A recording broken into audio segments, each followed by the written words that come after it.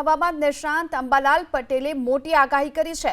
ચાલુ વર્ષે ચોમાસું એકંદરે સારું રહેવાનું અનુમાન તેમણે વ્યક્ત કર્યું છે અને 10 થી 12 જૂન દરમિયાન મહારાષ્ટ્રના ભાગોમાં વરસાદની શક્યતા છે, જ્યારે કે 12 થી 15 જૂન દરમિયાન સૌરાષ્ટ્રના ભાગોમાં વરસાદનું અનુમાન લગાવાયું છે। પૂર્વ ગુજરાતના ભાગોમાં, સાબરકાંઠાના ભાગોમાં વરસાદની શક્યતા છે અને 18 જૂન બાદ બંગાળ ઉપસાગરમાં એક મજબૂત સિસ્ટમ બનશે, જે 21 થી 23 જૂન દરમિયાન રાજ્યના કેટલાક ભાગમાં વરસાદની શક્યતા છે અને 13 થી 15 જૂન સુધીમાં દેશના ઘણા ભાગોમાં પૂર જેવો વરસાદ પણ વરસી શકે છે।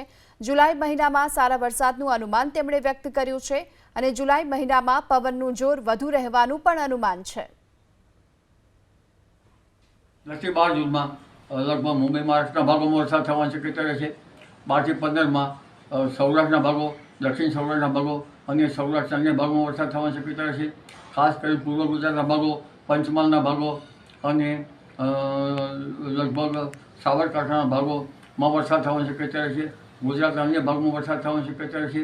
વરસાદ ગાજવીજ સાથે થવાની શક્યતા રહેશે, પરંતુ ઉલ્લેખનીય છે કે 18 જૂન પછી બંગાળ ઉપસાગરમાં એક મજબૂત સિસ્ટમ બનશે, જેના કારણે આદ્રા નક્ષત્રમાં વરસાદ થવાની શક્યતા રહેશે।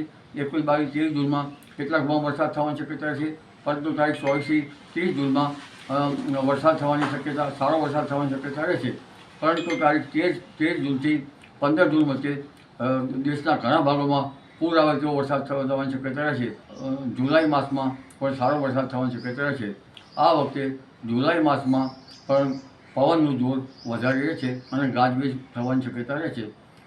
ચોમાસું એકંદરે સારું રહેવાની શક્યતા રહેશે, પણ વિશ્વાવસુ નામનું સંવત્સર હોવાથી અન્ય એટલે ગરમ વાયુ ફૂંકાશે અને ગરમીનો અનુભવ પણ થશે।